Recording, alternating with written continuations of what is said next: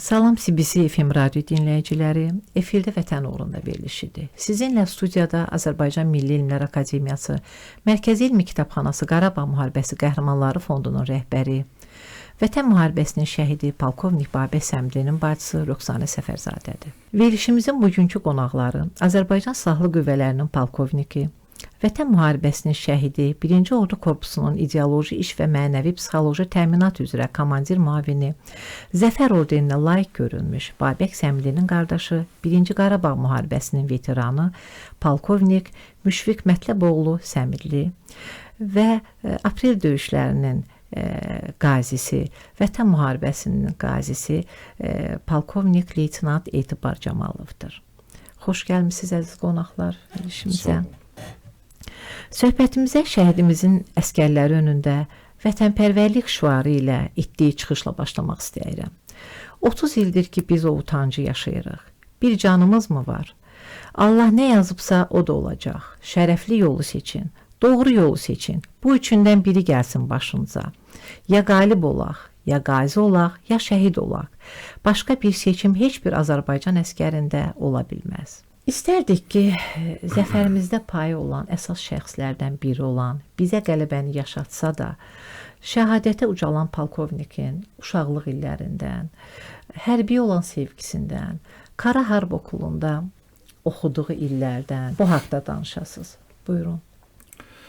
Çox sağ olun, minnətdaram Röqsanə xanım. İlk öncə CBC Tele Radio şirkətinə minnətdarlığımı bildirmək istəyirəm. Şəhid və qazi ailələrinə yaradılan bu şəraitə görə, bu imkana görə minnətdarlığımı bildirmək istəyirəm şəhid ailəsi adından. Vallahi, indi bu Babək Səmidli, şəhid polkovnik Babək Səmidli bir uşaqlıq illərində də o çox çılğın idi.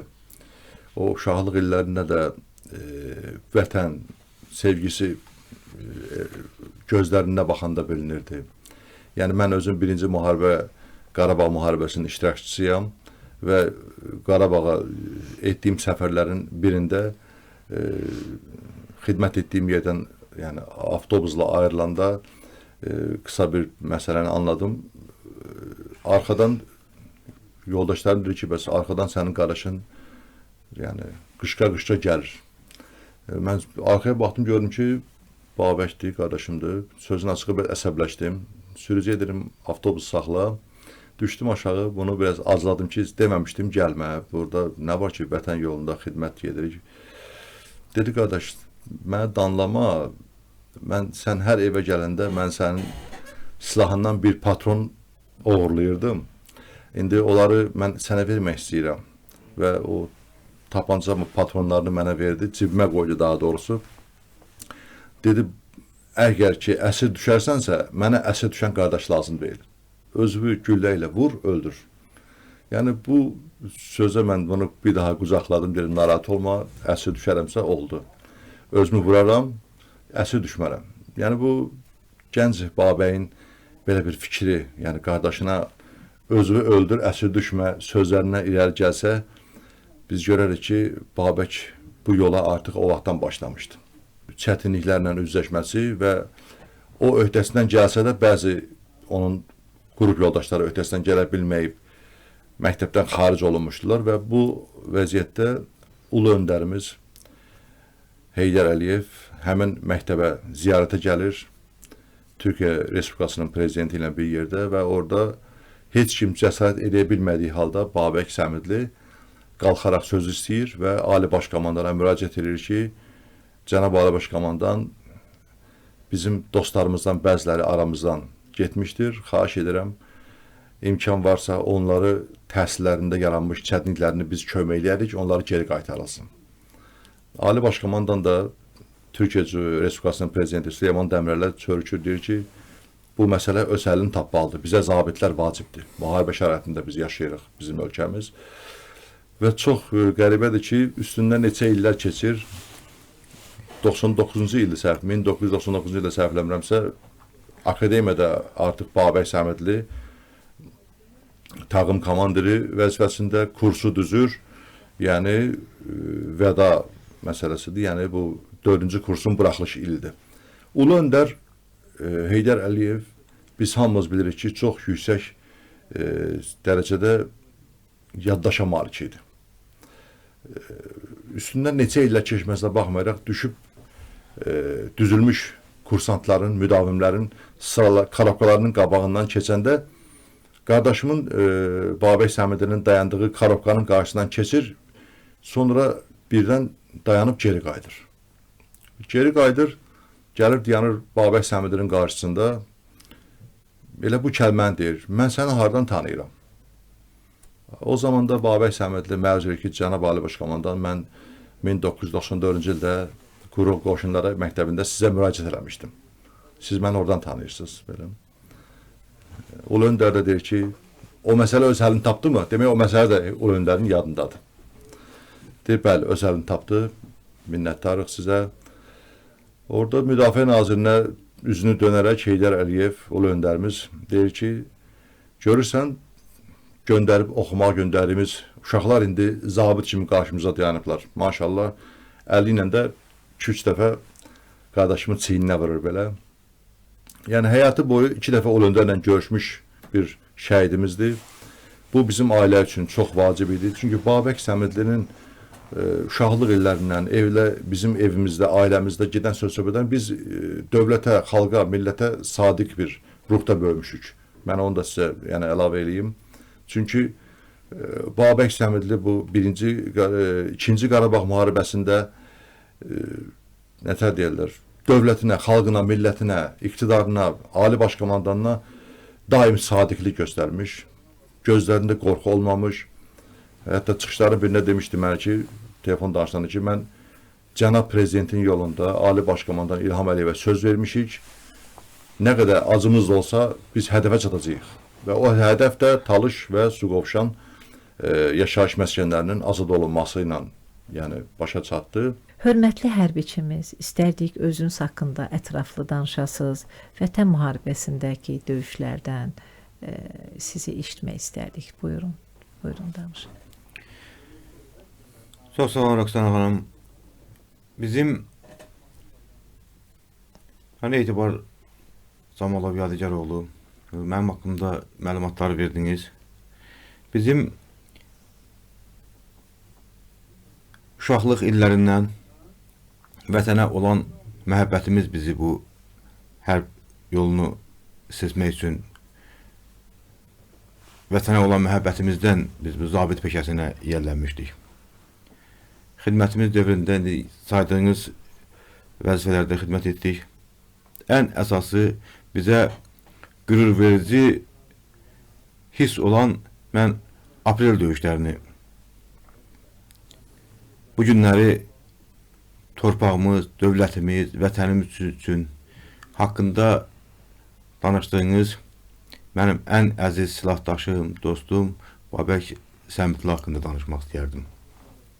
Biz aprel döyüşlərində ilkin başlayarkən bir neçə saat ərzində Babək müəllimin böyük süzayəti, onun həmin vaxtı o bayaq dediyiniz kimi əməliyyat bölmə rəisi vəzifəsində çalışırdı. Onun qurduğu planlar, onun ən çox o planların səyi nəticəsində bizim bölmələrimiz son 3 saat ərzində düşmənin ön cəbhəsini yardı və çox bir az müddətdə Talış istiqamətində olan bütün yüksəkliklərin hamısını ələ keçirdi. Onun qorxmazlığı, cəsur, igid, həmişə bir nümunəvi hərbiçi kimi bizim qəlbimizdə həmişə onun xüsusi yeri var. Cəbhədən çıxmaq istəmirdim. Həqiqətən də böyük bir yüksəkliyi biz götürmüşdük. Bu bizimlə təmasda idi. Mən yaralı idim. Bu həmin vaxta gəldi, rəhmətli gəldi ki, mən çıxmırdım. Zorla mənim qazi qardaşım məni qucaqlayaraq götürdü, aldı bir dana skora maşınına tulladı ki, sənə müalicə olunmaq lazımdır. Sən bir balada özünə gəlməlisən, gedib başımı yoxlatdır. Və mənə böyük bir dəstəklə məni tez də müalicəyə göndərdi və tez bir müddətdə geri qayıtdım. Mən hospitalda bu Vətən müharibəsində 3 dəfə yaralandım və onun yaralı olarkən hər 2 gündən bir rəhmətli Babək müəllim mənə zəng edirdi, vəziyyətimlə maraqlanırdı və tezliklə sağalıb cəbhəyə gəlməyimi diləyirdi. Arzu edildi. Deyə, biz çox bir bizim hospitalda olarkən bizi ziyarətə gələn Ali Baş Komandanımız Bəli. onun da, bizə söhbəti zamanı onun bizə o qədər qürur verici sözlərindən qürurlanaraq yenidən mən cəbhəyə qayıtdım və neçə dəfə yaralandığıma baxmayaraq həmişə öz silah yoldaşlarımın yanında, Babək kimi qəhrəman qardaşlarımın yanında olmaq idi. Yəni, bizim bir şüarımız var idi ki, xalqımız bu müharibədən zəfərlə çıxmalıdır və həqiqətən də çox böyük zəfərimiz oldu. Böyük itkilərimiz var idi. Bizim ön xəttdə qalan zabit, gizirlərimiz, qəhrəman əskərlərimiz var idi ki, onlar son qanlarına qədər döyüşə getmişdir. Bizim vuruşduğumuz döyüş mövqeyimiz çox sıx, qaranlıq meşə deyilən bir yer var. Çox ağır bir mövqelərdə döyüşürdük. Bizim 50-yə yaxın əskər və zabitlərimiz ön xəttdə şəhadətdə uzalıb qalmışlardı. Onların düşmən arasından çıxarılması üçün böyük bir monitorinq, Qızıl Xaç cəmiyyəti, ruslar və bizim o qrupanın içində mən də var idim. Bəli. Biz böyük bir neçə gün ərzində o təxliyə işlərindən məşğul olurduq. Şəhid cənazələrini. Bəli. Şəhidlərimizin ön xəttdən biz son şəhidimizə qədər Babək müəllimin rəhbərliyi altında biz hamısını götürüb gətirdik və ailə. Bir şey yadımdan heç vaxt mənim çıxmaz. Biz burada olan erməni leşlərini aparırdıq təhvil verməyə ki, birdən biz o tərəfdə qalanlar göndər. Deməli, bir gün qürur verici bir gün yaşadıq. Mən özüm də onu gözləmirdim. Dedi, neçə şəhidimiz var, gətiriblər. Dedilər ki, 19. Babək müəllim göstəriş verdi ki, 19 dənə sanitarka maşın gəlsin. Suqovuşan istiqamətində ön xəttdə həmən vaxtı mənfur düşmənlərimiz müharibə dayandırılmışdı və bu su məramlı kontingentlər bizlə bərabər şəhidlərimizi götürürdük. 19 maşın. Biz şəhidlərimizi alanda təbii ki, mən öz əskərlərimi orada gözləyirdim. Hansı ki, o tərəfdə düşmən istiqamətində qalan əskərlərimiz bizim birinci biraz şokda idim. Onlar çox özümə də Kamaz maşınında gətirdilər. Onlar elə gətirdi. Və bizim bir əskərimizi onlar Kamazdan saxlayıb çıxartmaq istəyəndə Babək müəllim onları saxladı və hamısını maşından düşürtdü, qovdu və öz əskərlərimizin bizim olduğumuz əraziyə girəndə bir möhkəmdən fərəqət komandası verdi. Hamımız və əlini qaldırdı, hərbi salam verə-verə 19 şəhidin, 19'unu da özü bir hərbi maşınlara mindirdi və hərbi salamla öz şəhadətə uzanan öz rayonlarına göndərdi. Babək müəllim bizim qəlbimizdə cəsur, qəhrəman, ən azından Babək müəllim sizlərdən yox, bizim Azərbaycan xalqı o şəhadətə uzananda elə bir ki, bir igid öz evladını itirdi. Çiçək xanım, 19 yaşlı gənc döyüşçümüz Elmarı, qəhrəmanımızı bir sizin dilinizdən tanıyaq. Buyurun. Çox sağ olun, Roxana xanım. Mən Elmar barəsində nə danışa bilərəm? Elmar bacı-qardaş əkiz idilər. Elmar bacısı ilə əkizdirlər. Elmar uşaqlıqdan dəcəl uşaq olubdu. Amma o qədər ürəyi təmiz, çox heyvanları çox sevən, çox düz, dürüstlüyü var idi Elmarın. Elmar yalanı heç vaxt xoşlamırdı. Çox dürüst, dostları ilə də, yəni dürüst olmağı xoşlayırdı. Yəni riski xoşlayan oğlan idi. O uşaq vaxtı həmişə kompüterdə müharibə oyunları oynayırdı. Nə vaxtda gəlirdim, görürdüm bu müharibə silahla, deyirdim Elmar nə qədər yorulmadın, bu müharibə oyunlarını nə qədər oynamaq olar. Yəni o çox xoşlayırdı. Vətənpərvər idi özdə.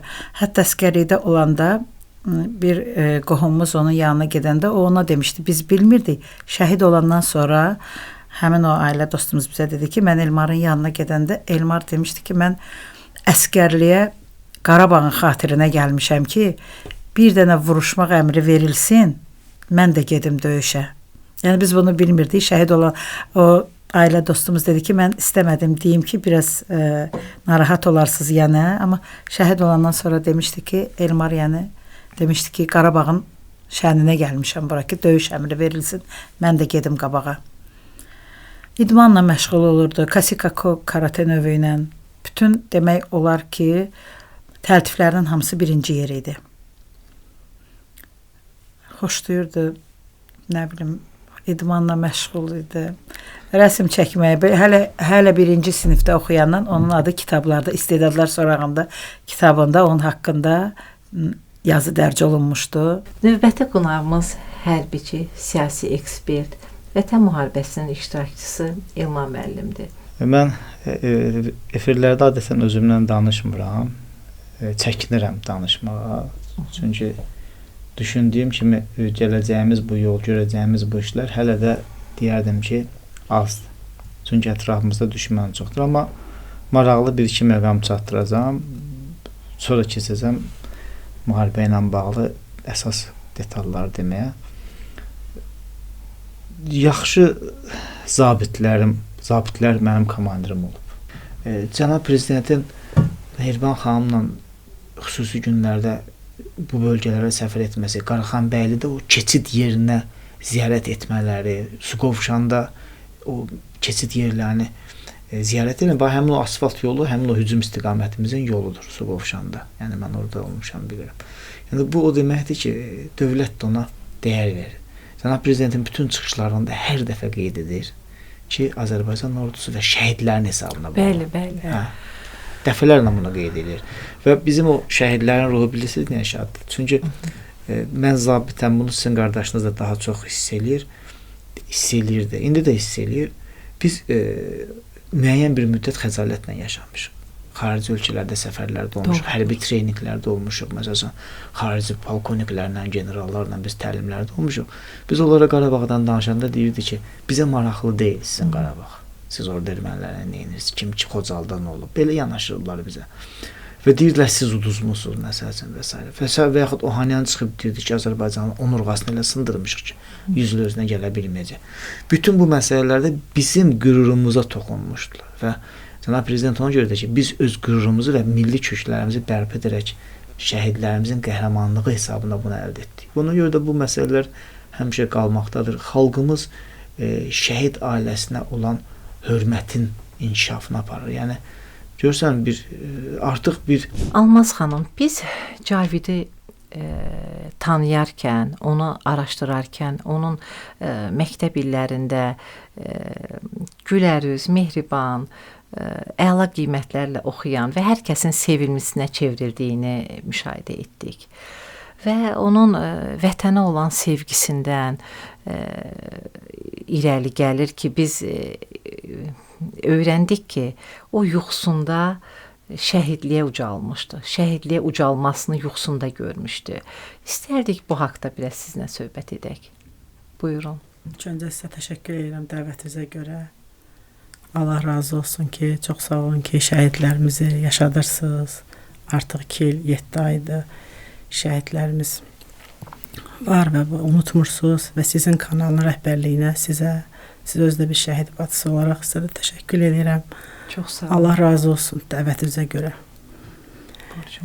Cavid uşaqlıqdan siz özünüz dediyimi çox mehriban, gülərüz.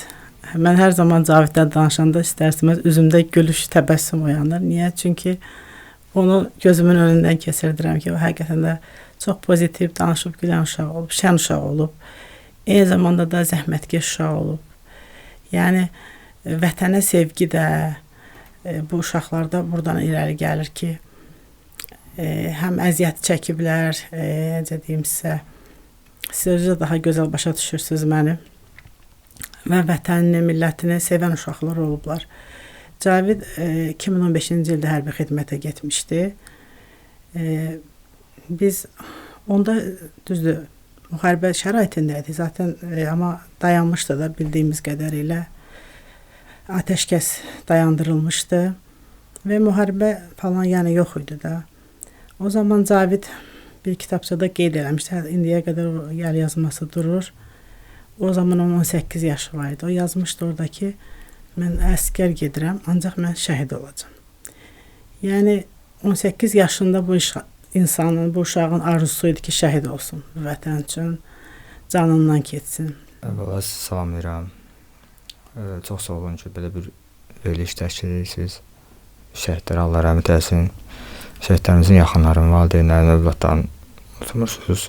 Onlara daim diqqətə saxlayırsınız. Allah sizdən razı olsun.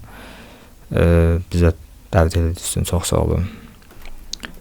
Mən indi hər kəsin bir həyat hekayəsi var da. Mən uşaqlıqdan, yəni bizim ailədə Qarabağ əldə olub, müharibə əldə olub, o daimdir. Deməli, o birinci qrup əldə 22 yaşından, səhv etmirəmsə, o Kaleskada oturaq olub. 7 bacım, bir qardaşıdır.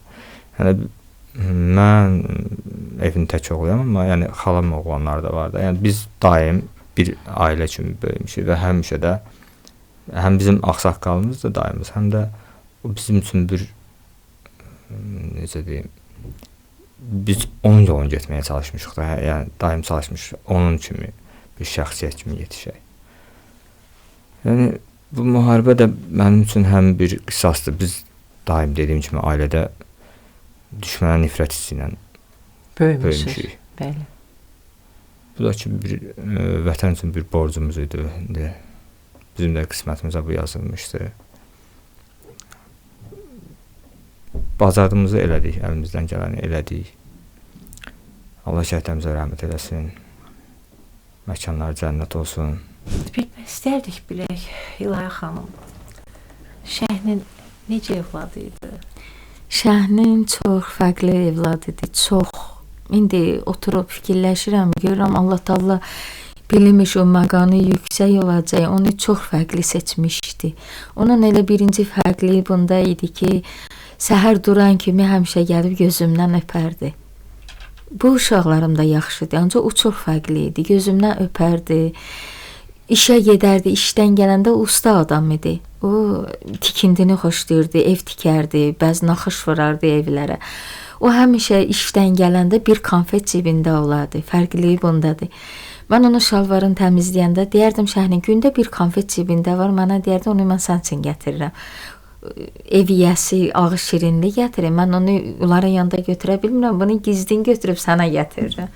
Bu, onun fərqliyi bunda idi. Özdə o mənim ürəyimi oxuyardı, ürəyimdən nə keçərdi o bilərdi. Oturardı, mənə deyərdi, bu şeyi fikirləşirsən, deyərdim, sən nə bilirsən? O elə bir mənim ürəyimdə idi, hər şeyi bilərdi, gözümdən oxuyardı, elə bir uşaq idi. O da vətənə də qarşı çox məhəbbəti güclü idi. O xoşlayardı birini qorusun, biri üçün qeyrət çəksin. Bu şeyləri çox xoşlayardı. Bir də mənə çox bağlı idi. O çox şeyləri mənə görə qurban verdi. Çoxdur, həyatını, öz nişanını mənə görə qurban verir. Elə onun fərqliyi bunda idi. Çox fərqliyi vardı. Mən ondan otursam saatlar, mən ondan oturub indi fikirləşirəm, mən öz aləmimdə ondan nağıl düzəldib özümdə fikirləşirəm. Çox güclü uşaq idi, işləməyi xoşlayardı. Elə istəyərdi ki, evə qazanc gətirsin halallıqla. Özü də çox halal uşaq idi. Bütün Zirə qəsəbəsindən köçəndən hamı onu tanıyır. Elə bir dəqiqə oturmazdı. Gecə işdən gələrdi, yenə işə gedərdi. Abala bir istirahat verir. Deyirdim, amma indi cavanam. İndi mənim istirahat eləyən vaxtım deyil. Vaxtında eləyirəm. Evimi qurum, öz yurdumu qurum, sonra mənim istirahat vaxtı. Onun fərqliyi bundaydı. Onun taylarını görərdim də, görərdim yox. Onun kimi heç kim ola bilməz. Elə bir fərqli uşaq idi. Elə Allah Taala seçibmişdi onu. Seçilmiş seçilmiş bir oğlu idi. Vətənpərvər oğlu olub. Bir gün də gəldi, məni qucaqladı, öpdü, dedi otur mama, bir söz deyəm, istənmədə. Dedim nədir? Dedim bir şey sual verdim. Dedi yo ona görə yo. Mən adımı orduya yazdırmışam. Əskərliyi də gözəl keçib onun. Çətinlik olub, ancaq həmişə gözəl sözlər əskərlikdən gəlib. Gözəl mənə təbriklər 3 dəfə gəlib oradan. Yaxşı əskərlik elədi. Kəşfiyyatçı idi orada. Ac da qalıb, susuz da qalıb, bir dəfə mənə bildirməyib əskərlikdə mən acam. Bir dəfə də qoymadı yanına gedim. Məni otuzdurdu, dedi anamsa oturdum. Dedi mən adımı yazdırmışam orduya. Mən həyatda deyə hər sınaqdan keçmişəm. Atamız yanımızda olmayıb, sən bizi çətinliklə böyüdübsən. Qoy gedim bu sınaqdan da çıxım, bilim döyüş nədir.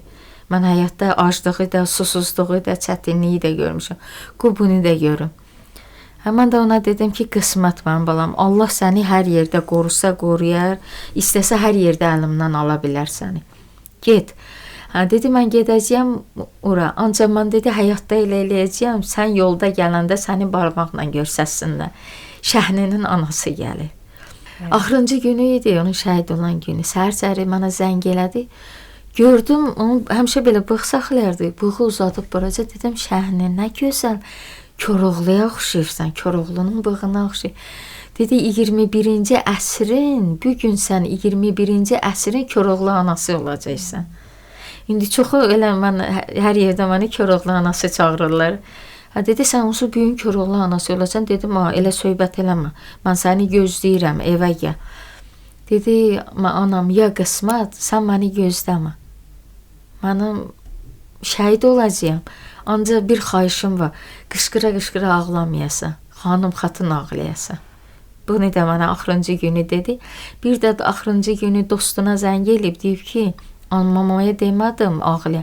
Mənim qəbrim üstə heç vaxt qərənfil gətirməyəsiniz. Ancaq qızılgül. İndi onun bulağında, onun qəbrinin yanında qızılgül əkmişəm. Hamı tutub gözəl də güllər açıb. Deyərdi, həmişə qızılgülü çox sevərdi. Ruhu şad olsun. Çox Allah köməyiniz olsun. Belə Fərqli bir bunda oğlun idi onun. anasısınız, belə bir qəhrəman evladın böyütmüsünüz. Cihan, bir balaca özünüz barəsində məlumat verərdiniz? Mən Nəbiyyəciyəm, Tofiqoğlu. 1997-ci il iyunun 2-sində anadan olmuşam. Hərbi xidmətimi Tərtərdə və hərbi hissədə qulluq eləmişəm. Rel döyüşləri zamanı, mina partlaması zamanı ayağımı itirmişəm. Hər iki ayağımı. Ondan sonra, belə deyim də, çox güclü travma almışam. Düzdür, bu çox çətin oldu mənim üçün. Haradasa bir 3 il, 4 il özümə gələ bilmədim. Çünki gəzə bilməmək qorxusu, həm sinir ağrıları, həm bir yandan fikir, əsəb bu dərəcəyə gətirdi məni. Bir şey, mən 90 kilo idim, bu vəziyyətə düşmüşəm. Ondan sonra şükür Allaha, sağ olsun, dövlət protez ayırdı mənim üçün. Düzdür, onunla da biraz çətin oldu mənim üçün. Öyrəşmək, alışmaq, onunla gəzmək. Ancaq sağ olsun, yenə də prezidentimiz fonddan var olsun. Yeni protezlərlə təmin elədi.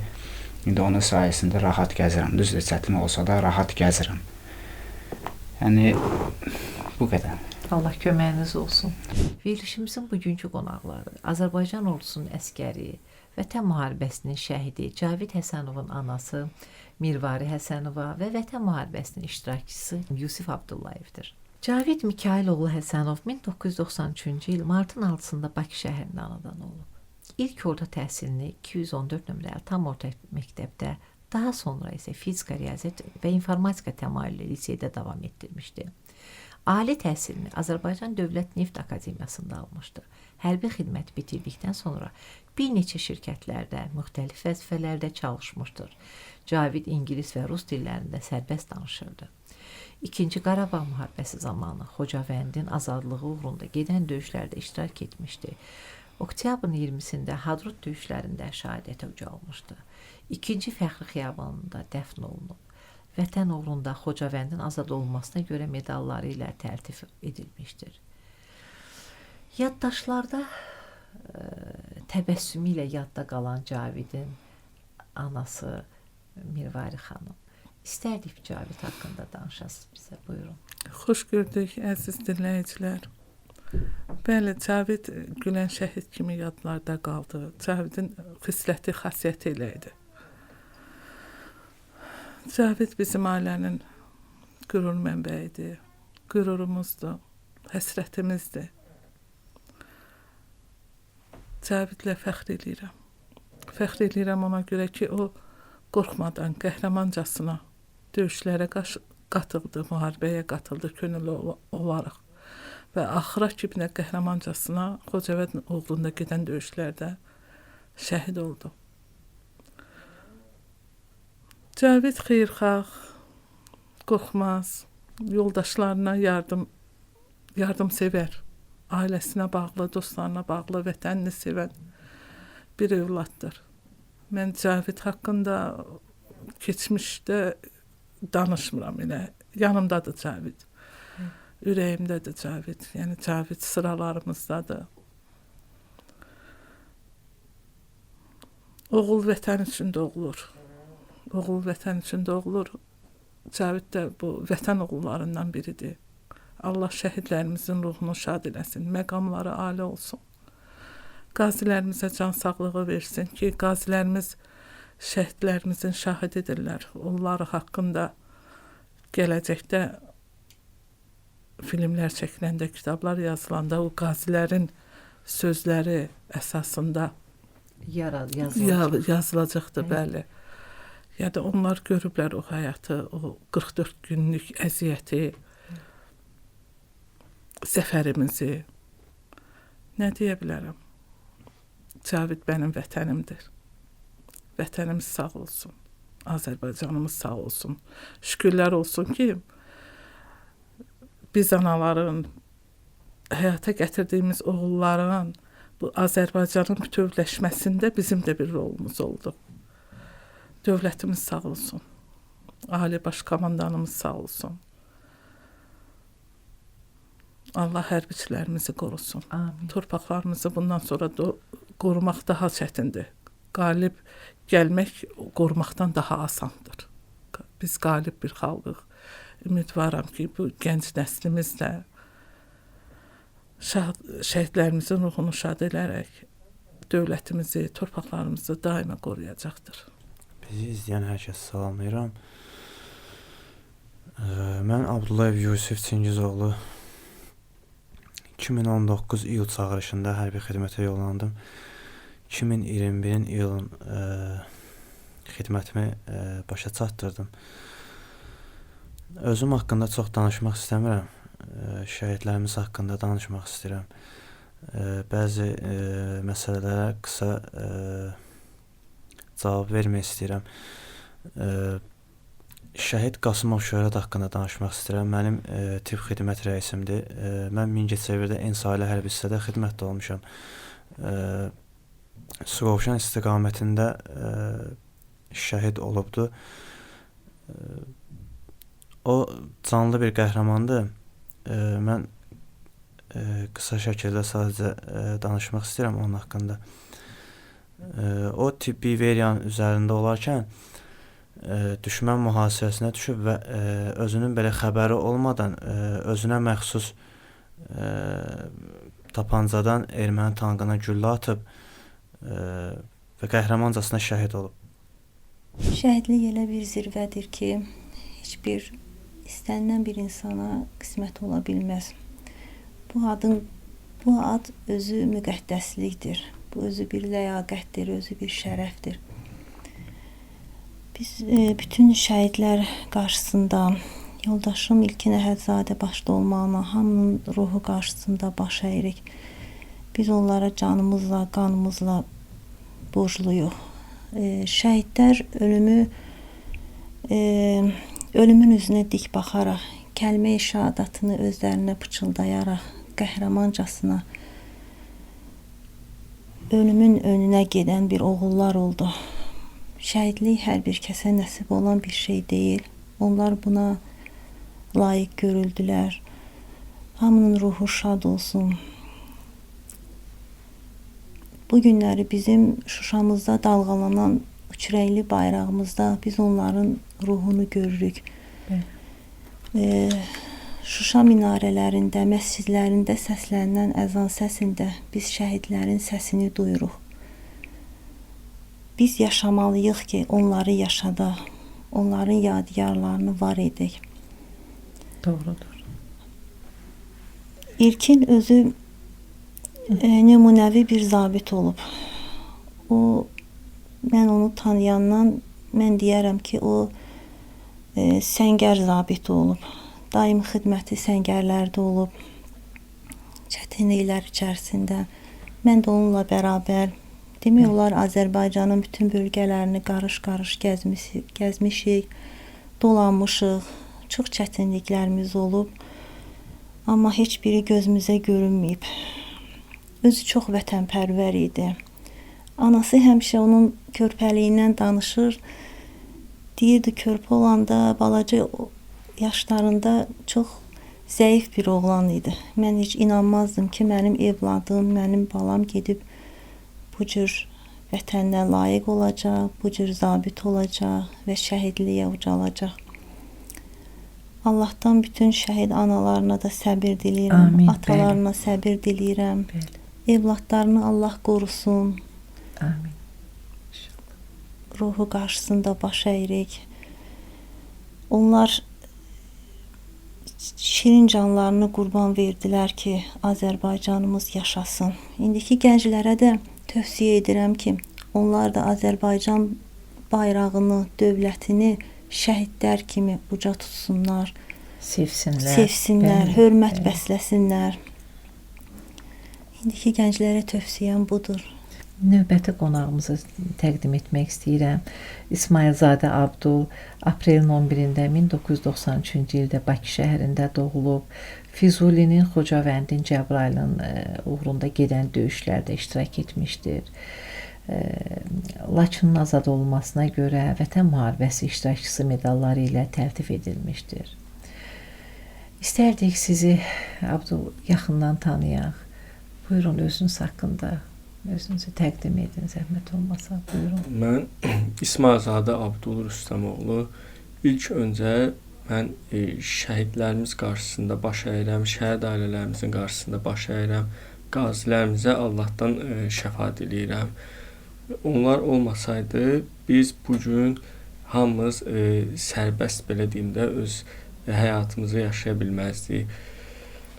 Mən 1993-cü ildə anadan olmuşam. Məktəbi bitirdikdən sonra ali təhsil müəssisəsinə daxil olmuşam. Oranı bitirdikdən sonra həqiqi hərbi xidmətə çağırılmışam. 2014-15-ci illərdə hərbi xidmətdə olmuşam. 2020-ci il sentyabr ayının 27-si ordunun sıralarına qoşuldum. Bir vaxtlar bəlkə də məktəb dövründə müəllimlərimiz bizə deyərdi ki, Qarabağı sizlər azad edəcəksiniz. Bu simvolik eşidilsə də uşaq vaxtı, amma bu necə də gerçək olduğu elə o gündən bəlli oldu. Sentyabr ayında ordu sıralarına qoşularaq oktyabr, noyabr aylarında biz belə deyim, səngərlərdə düşmənlə üzbəüz öz döyüş yoldaşlarımızla mübarizə apardıq. Bu belə deyim, çox belə deyim, çətin olsa da bir o qədər də qürur verici, bir o qədər də insana ömrü boyu, yəni unudulmayacaq bir dövr idi. Biz bilirdik ki, başda ali baş komandanımıza güvənirdik, sonra da bizim yüksək rütbəli zabitlərimizə. Biz bilirdik ki, onlar bizə ən uğurlu istiqamətləri, ən uğura aparan yollar üzrə yönləndirirlər.